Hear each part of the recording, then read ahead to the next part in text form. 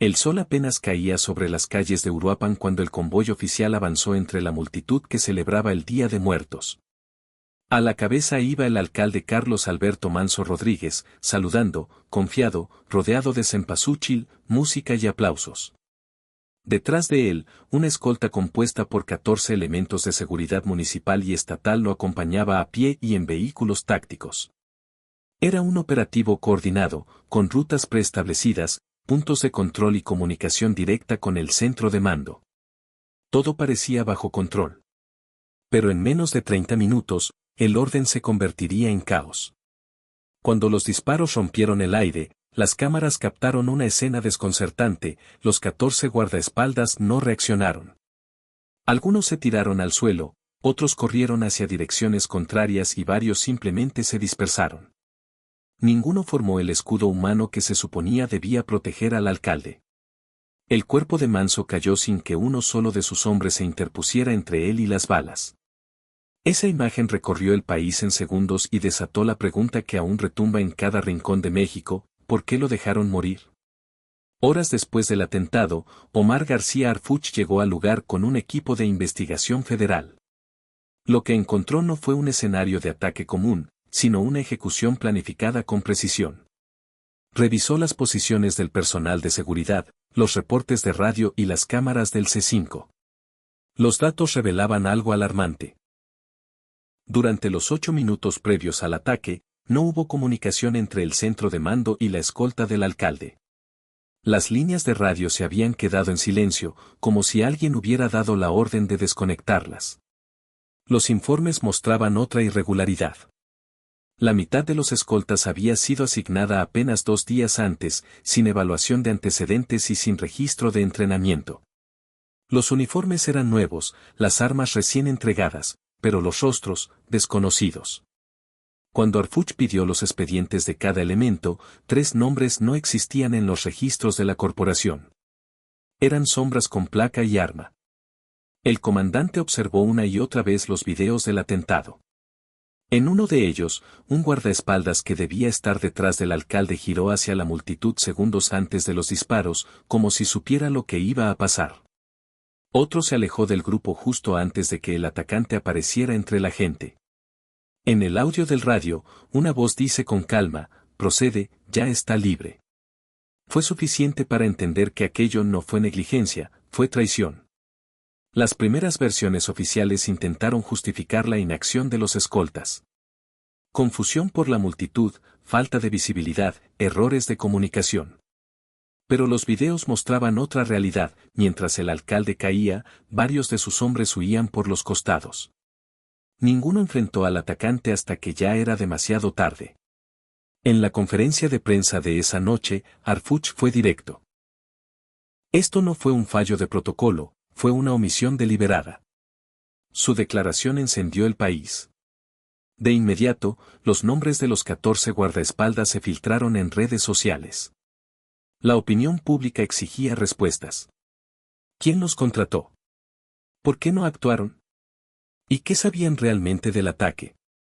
La investigación apenas comenzaba, pero el mensaje era claro: Carlos Manso no murió solo por las balas, sino por la traición de quienes juraron protegerlo. Quédate hasta el final, porque las pruebas que salieron a la luz después de este día revelaron algo más grave que una falla de seguridad. Lo que descubrió Harfuch cambió para siempre la historia del caso Manso y expuso una red de poder podrido que llega hasta los niveles más altos del Estado. Las primeras horas después del atentado fueron un torbellino. Los 14 escoltas fueron trasladados a la comandancia regional para rendir declaración. Algunos llegaron con el uniforme manchado de sangre, otros con las manos temblando, pero ninguno con heridas de bala. En una ejecución tan precisa, aquello ya era una señal. 14 hombres armados y ninguno alcanzado. Harfuch los observaba uno a uno mientras tomaban asiento frente a los interrogadores. Sus rostros decían más que sus palabras. El primero en hablar aseguró que al momento de los disparos la multitud bloqueó la línea de visión. El segundo dijo que el atacante salió de entre la gente y que no hubo tiempo para reaccionar. Pero las grabaciones del C5 mostraban otra historia: el tirador se acercó caminando lentamente durante más de 20 segundos, sin que nadie lo detuviera. Cuando los videos se proyectaron frente a ellos, varios bajaron la mirada. Otros simplemente callaron. Harfuch sabía cómo leer los silencios. Ordenó que revisaran los teléfonos personales de los escoltas. En uno de los dispositivos encontraron mensajes enviados minutos antes del atentado, todo listo. Sin cambios. En otro, una ubicación compartida con un número desconocido que coincidía con la ruta de escape del agresor. Los agentes de inteligencia confirmaron que el número pertenecía a un contacto vinculado con un operador del cártel Jalisco Nueva Generación. Las piezas empezaban a encajar. No era una escolta ineficiente, era una escolta infiltrada. De los 14 hombres, al menos 5 habían sido recomendados directamente por un exfuncionario del área de seguridad municipal. 2 de ellos tenían antecedentes de corrupción y uno había sido dado de baja años atrás por vínculos con grupos delictivos. Y, aún así, todos fueron reinstalados para la ceremonia del Día de Muertos. Durante los interrogatorios, las contradicciones se multiplicaron. Un agente dijo que su radio se descompuso justo antes de los disparos. Otro afirmó que nunca recibió la orden de cerrar el perímetro.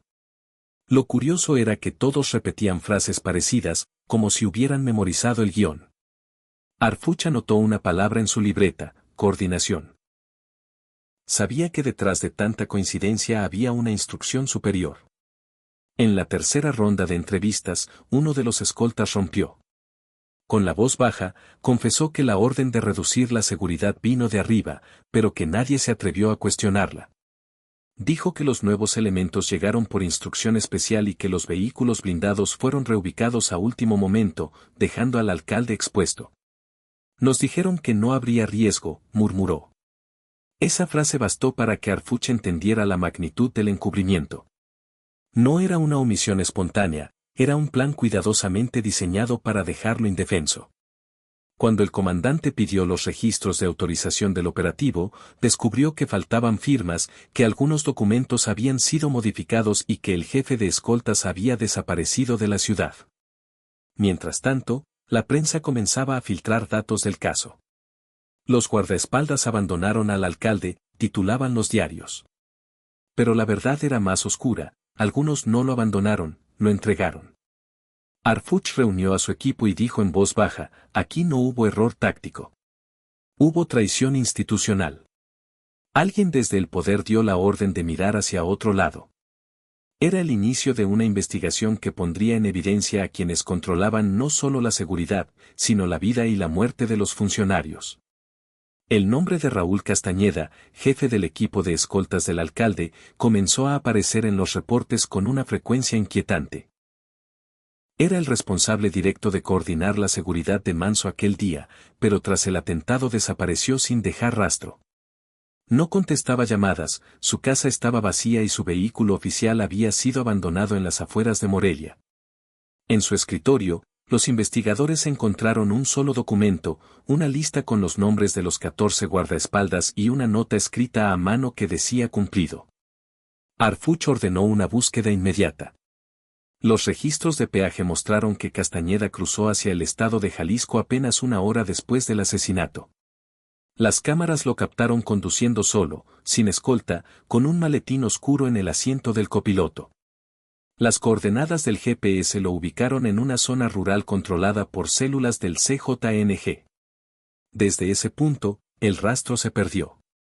Para Harfuch, era la prueba de que la fuga no fue improvisada, sino planificada.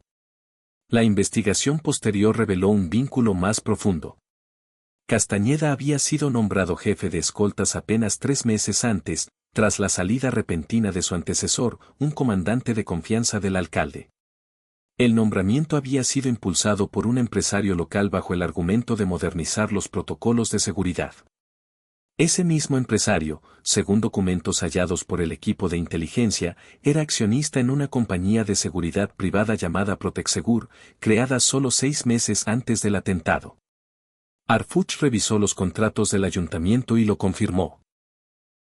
Protexegur había recibido una licitación por 12 millones de pesos para proporcionar apoyo logístico y capacitación táctica al personal de resguardo del alcalde.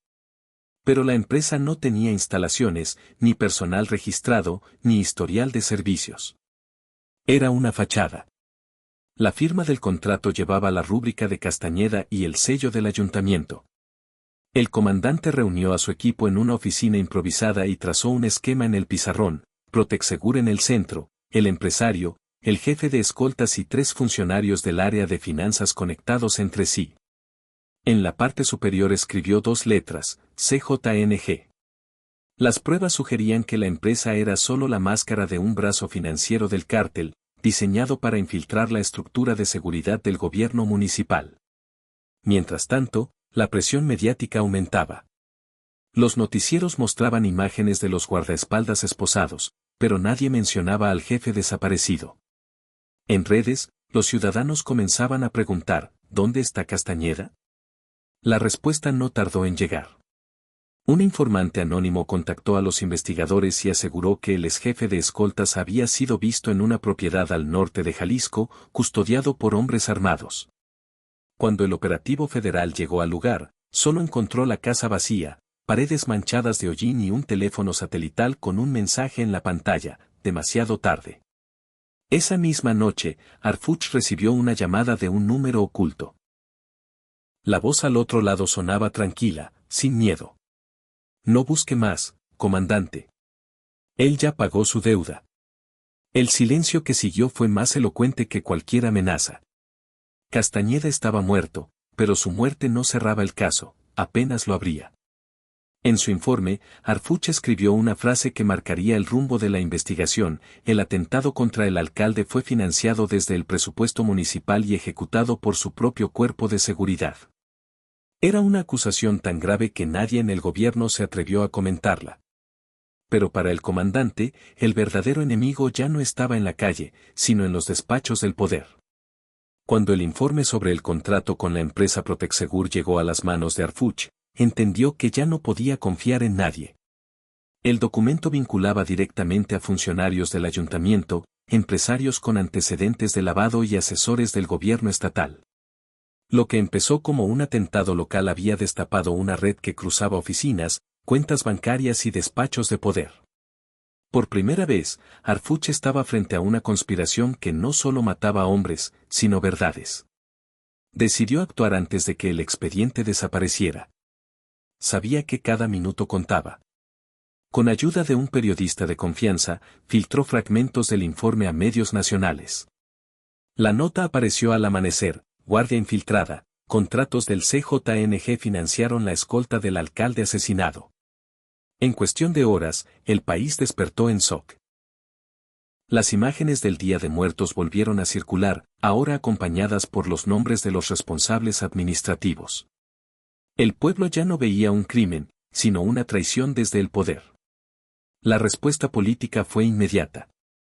El gobernador convocó una conferencia de prensa en la que calificó las filtraciones como información manipulada con fines desestabilizadores. Los portavoces del gobierno estatal intentaron desacreditar a Harfuch, insinuando que actuaba fuera del marco legal. Pero las pruebas eran contundentes. Los contratos, las transferencias y los mensajes interceptados mostraban un patrón imposible de negar: dinero público canalizado a una red criminal que terminó asesinando al propio alcalde. Dentro de las oficinas de seguridad, la tensión era palpable. Los superiores de Harfuch lo llamaron para rendir cuentas. En la sala de reuniones, los funcionarios hablaban en voz baja, evitando cruzar miradas. «Estás abriendo una guerra que no puedes ganar», le advirtió uno de ellos. Harfuch respondió con calma: «No busco ganarla, busco que se sepa quién la empezó». Aquella frase se filtró a los medios y se volvió viral. En pocas horas, el país hablaba del comandante que desafió al sistema. Mientras tanto, las redes sociales explotaban. El hashtag #guardias de la muerte se volvió tendencia nacional. Ciudadanos, periodistas y activistas pedían justicia. La fiscalía se vio obligada a abrir una investigación interna. Sin embargo, algo no cuadraba. Los archivos que respaldaban las pruebas desaparecieron misteriosamente del sistema digital del gobierno estatal. Cuando Harfuch pidió las copias físicas, descubrió que la bodega donde se almacenaban los documentos había sido incendiada esa misma madrugada. A pesar del golpe, las evidencias digitales ya circulaban en la prensa internacional. Los medios de Estados Unidos y Europa hablaban de una crisis de corrupción en México. El caso Uruapan se convirtió en tema de debate global. Las imágenes de los 14 guardaespaldas escoltando al alcalde antes del crimen aparecían en todos los noticieros, símbolo de una pregunta que ahora resonaba en todo el continente: ¿cuántas veces la seguridad pública ha sido pagada por los mismos que siembran el terror? El cerco sobre Harfuch se cerraba. Recibía llamadas anónimas, seguimientos discretos y advertencias veladas. Pero también recibía mensajes de apoyo. Policías honestos, periodistas y ciudadanos comunes le escribían para agradecerle. Por fin alguien dijo la verdad, decía uno de los mensajes que guardó en su teléfono. Harfuch entendió que ya no luchaba solo. A los pocos días de la filtración, el nombre de Omar García Harfuch ya era tendencia nacional. Los noticieros abrían sus transmisiones con su rostro y la frase que había pronunciado frente a sus superiores: no busco ganar, busco que se sepa quién empezó la guerra. En cuestión de horas, el gobierno respondió con todo su peso. La Secretaría de Seguridad emitió un comunicado acusándolo de divulgar información clasificada y de entorpecer investigaciones federales. Los voceros repitieron el mismo guión en cada canal: Harfuch era un funcionario con ambiciones personales. Pero el país ya no creía en comunicados. En las calles, las manifestaciones comenzaron a crecer. Estudiantes, policías retirados, periodistas y ciudadanos marchaban portando pancartas con la frase: si lo callan a él, nos callan a todos. La presión mediática se convirtió en crisis política. El gobernador intentó distanciarse del escándalo, culpando a funcionarios locales. Pero los documentos filtrados mostraban su firma en las aprobaciones presupuestales. La opinión pública olió el miedo. Mientras tanto, Harfuch era aislado dentro del propio sistema. Sus accesos a bases de datos fueron bloqueados, su equipo reasignado y sus vehículos desactivados. Aún así, seguía trabajando desde un pequeño despacho improvisado con copias de los archivos originales. Si van a destruir la evidencia, tendrán que hacerlo 2 veces, dijo con ironía a su equipo. Sabía que la estrategia del poder era simple: desacreditarlo antes de silenciarlo. La campaña de desprestigio fue brutal. Cadenas de televisión difundieron reportajes que lo vinculaban con filtraciones ilegales. Columnistas afines al gobierno lo acusaban de buscar protagonismo político. En redes, bots y cuentas falsas difundían su fotografía junto a titulares falsos que lo presentaban como fugitivo. Sin embargo, cada intento de difamarlo solo fortalecía su imagen. En foros y comentarios, la gente lo defendía: por fin alguien enfrenta a los intocables. El cerco se extendió más allá de lo profesional. Su teléfono comenzó a recibir mensajes anónimos: detente o terminarás como Manso. Los vehículos sin placas estacionados frente a su casa eran una advertencia constante. Su círculo más cercano le pidió que saliera del país, pero se negó. Si me voy, todo lo que descubrimos se muere conmigo, respondió. Esa frase se filtró y recorrió los noticieros como símbolo de resistencia. A esas alturas, el caso había dividido al país. De un lado, los que lo consideraban un héroe dispuesto a revelar los secretos de la corrupción. Del otro, quienes lo veían como un traidor que desafiaba al Estado. Los debates en televisión se volvían campos de batalla. Harfuch puso en riesgo la seguridad nacional, decía un analista. No, lo que puso en riesgo fue la impunidad, respondía otro. El país estaba partido en 2. En la madrugada del 5.º día, la tensión escaló. La fiscalía giró una orden de localización y presentación. Oficialmente no era una detención, pero en la práctica, era el inicio de la cacería. Cuando su equipo le informó, Harfuch solo dijo: entonces el Estado acaba de admitir que prefiere perseguir a quien revela la verdad, no a quien dispara contra ella. Esa misma noche, se desconectó de todo. Apagó su teléfono, destruyó su chip y desapareció del radar. El hombre que había revelado la corrupción más profunda en el caso Manso se convirtió en fugitivo. Pero mientras el gobierno lo declaraba prófugo, millones lo empezaban a llamar de otra forma, el comandante de la verdad. Durante semanas, nadie supo dónde estaba Omar García Harfuch. Los noticieros mostraban imágenes de patrullas, operativos nocturnos y helicópteros sobrevolando la capital. Sigue la búsqueda del excomandante, decían los titulares, pero lo cierto es que Harfuch no estaba escondido, estaba trabajando. Había construido una red silenciosa con periodistas, exagentes y técnicos en comunicación digital. Desde diferentes puntos del país, todos compartían el mismo propósito, mantener viva la verdad. Su primera aparición ocurrió de forma inesperada.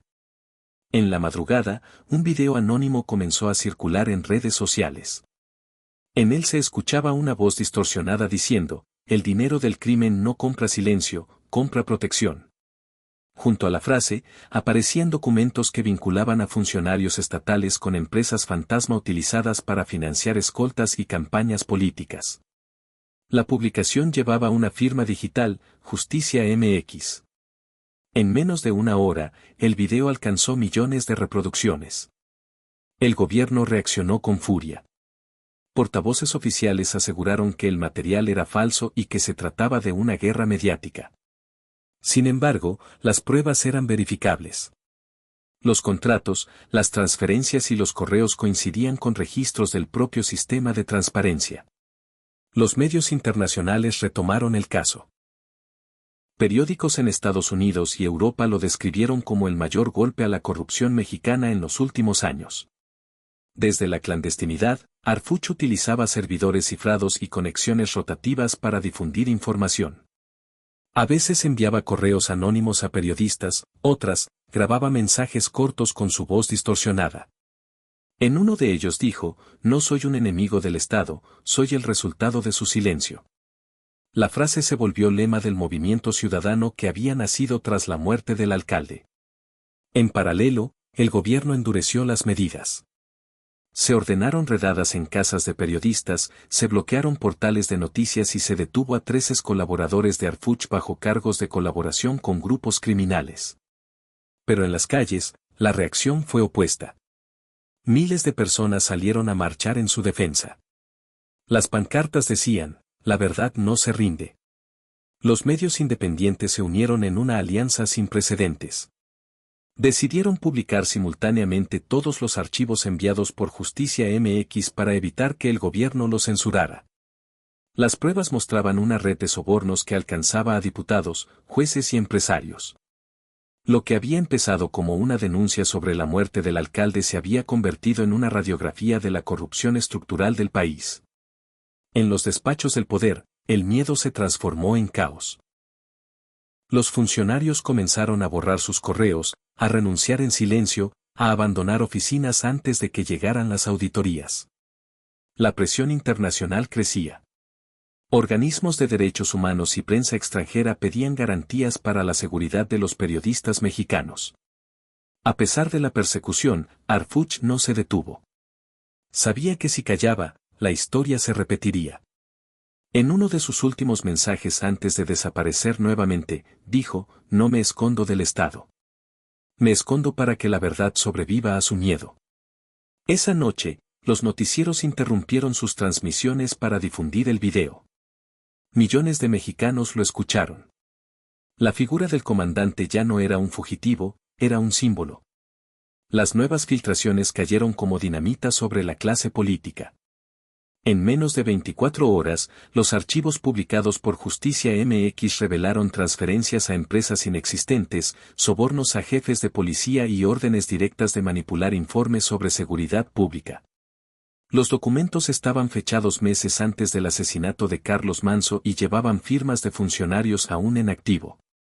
Era la confirmación de lo que muchos sospechaban, el crimen del alcalde no fue un hecho aislado, sino parte de un sistema que financiaba el poder con sangre. El impacto fue inmediato. En redes sociales, la indignación se convirtió en organización. Miles de ciudadanos comenzaron a coordinarse desde plataformas cifradas, compartiendo documentos, videos y testimonios.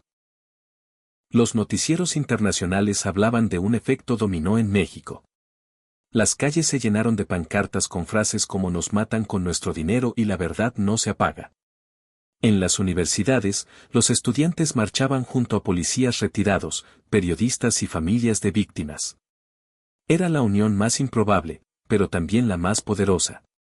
El gobierno intentó contener la crisis declarando una emergencia nacional y prometiendo una revisión exhaustiva de los documentos. Sin embargo, los ciudadanos ya no creían en promesas. Cada comunicado oficial era recibido con abucheos, cada intento de censura generaba más rabia. En cuestión de días, el movimiento se extendió a todo el país. Las marchas dejaron de tener líderes visibles, era un clamor colectivo imposible de silenciar. En Michoacán, miles de personas llenaron la plaza principal de Uruapan. Colocaron velas alrededor de una fotografía del alcalde y una pancarta con la frase "te dejaron morir, pero despertaste a un país". En el templete improvisado, una mujer tomó el micrófono. Era Grecia Itzel, la viuda de Manso. Con voz firme dijo: "Mi esposo creyó que el miedo era costumbre. Hoy demostramos que no lo es. Ellos mataron a un hombre, pero encendieron una causa". Su discurso fue transmitido en vivo y se volvió viral en minutos. Mientras tanto, en la capital, las instituciones comenzaban a fracturarse. Algunos jueces renunciaron, fiscales se negaban a firmar órdenes de arresto y policías se negaban a reprimir manifestaciones. La lealtad al sistema se desmoronaba. Los analistas lo describían como el inicio de una insurrección civil sin armas. El presidente convocó a una cadena nacional, pero el mensaje nunca salió al aire. Las estaciones fueron hackeadas y, en su lugar, se transmitió un video anónimo con la voz de Arfuch diciendo: "El silencio ya no es opción. El país que calla se condena". El gobierno intentó rastrear el origen del video, pero fue inútil. Provenía de decenas de direcciones distintas, dentro y fuera del país. Arfuch se había vuelto intangible. Cada intento por atraparlo solo reforzaba su mito. Los medios extranjeros comenzaron a llamarlo el comandante invisible. En los días siguientes, las protestas alcanzaron niveles históricos. En todo el territorio se escuchaban cacerolas, bocinas y consignas. Las fuerzas del orden comenzaron a replegarse. El país estaba al borde del colapso, pero, por primera vez en mucho tiempo, no por miedo, sino por dignidad. El país ya no dormía. En cada ciudad, en cada barrio, la gente esperaba la próxima revelación. Los rumores sobre una última filtración de Justicia MX corrían como fuego.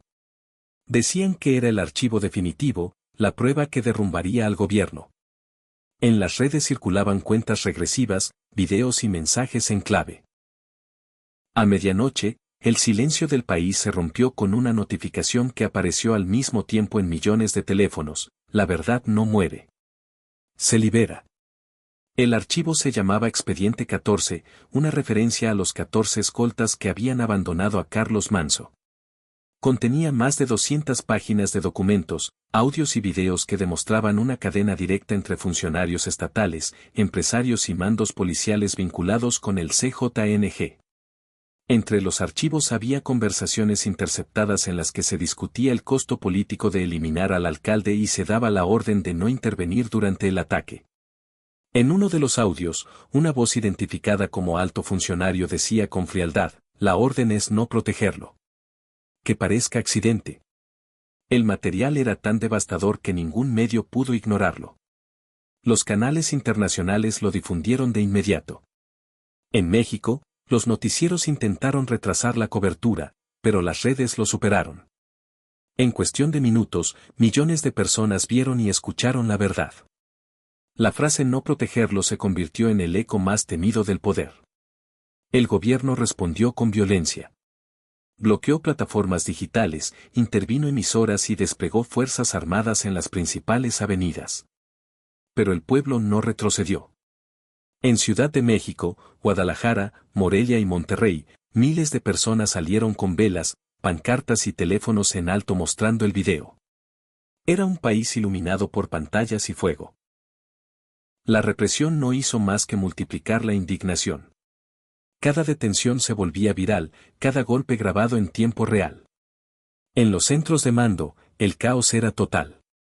Algunos funcionarios rompían en llanto, otros huían.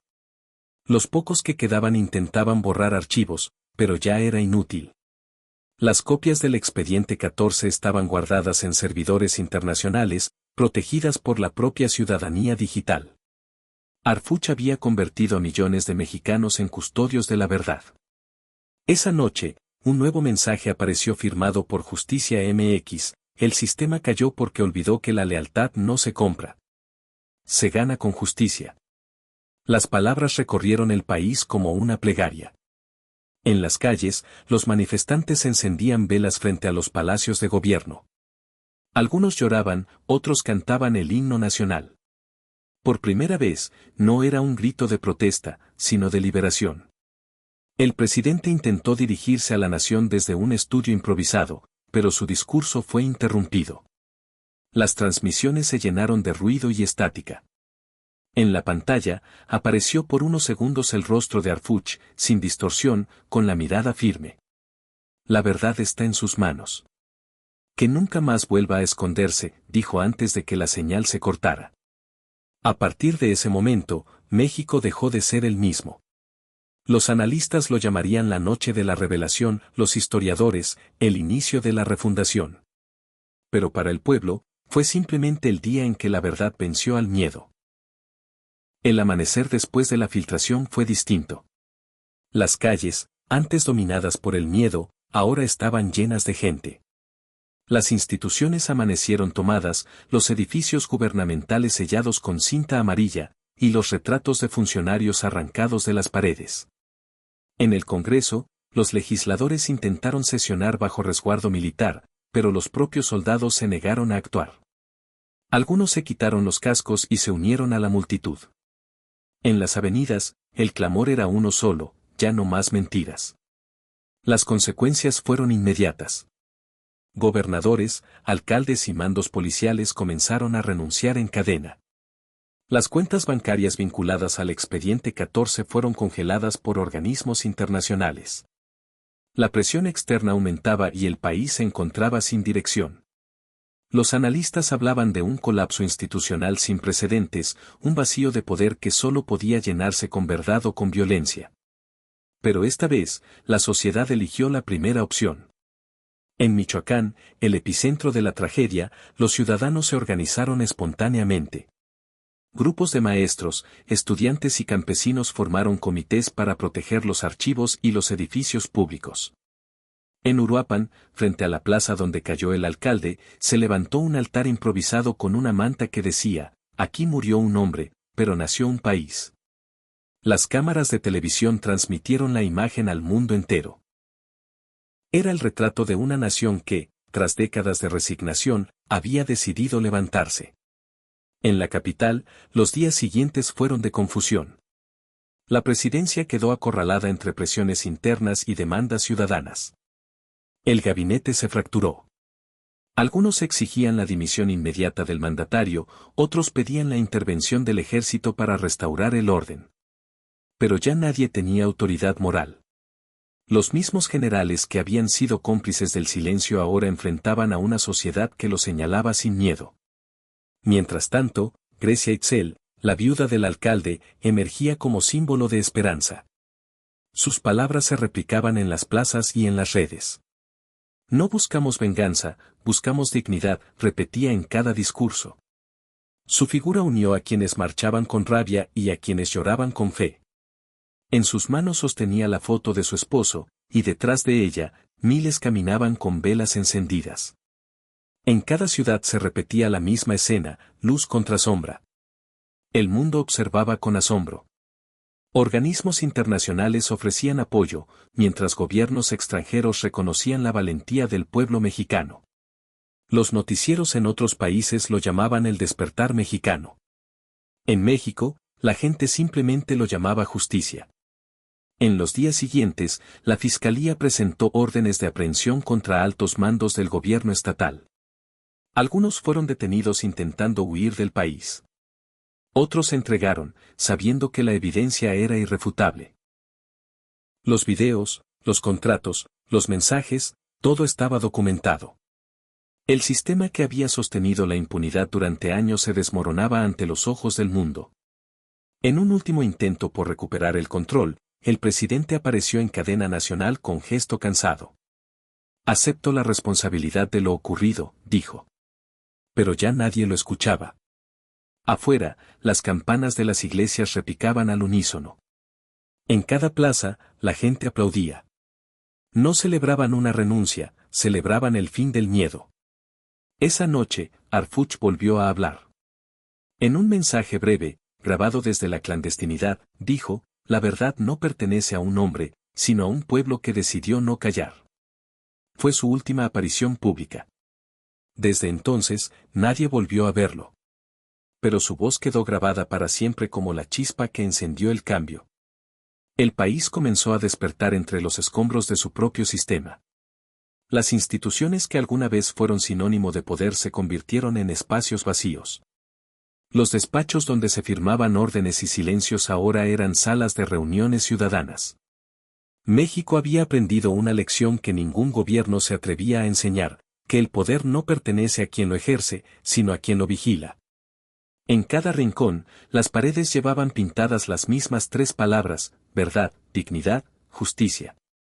En Uruapan, la plaza donde cayó Carlos Manso se transformó en un memorial permanente. Las flores de cempasúchil nunca se marchitaron.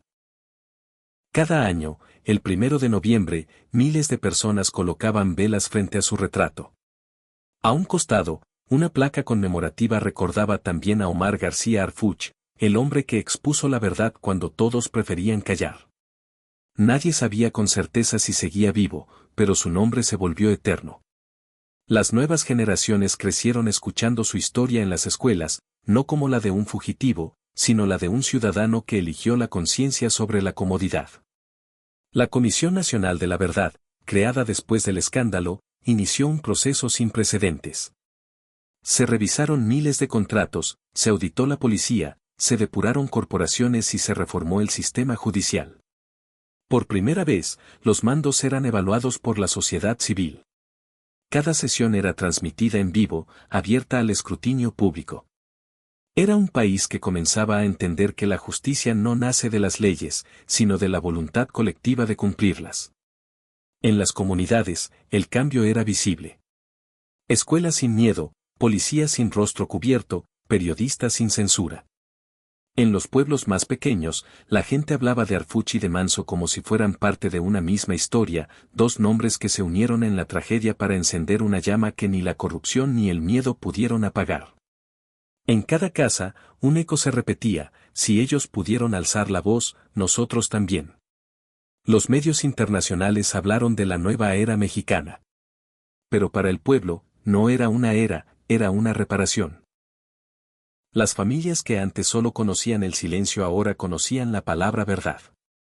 Los niños que crecieron en la sombra ahora jugaban bajo la luz de un país distinto. Y aunque las heridas seguían abiertas, el dolor había encontrado sentido.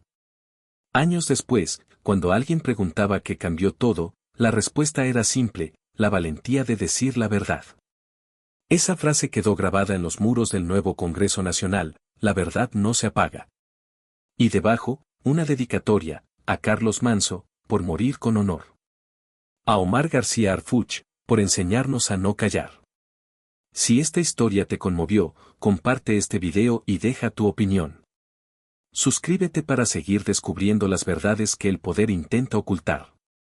Porque solo un pueblo que recuerda puede construir el país que merece.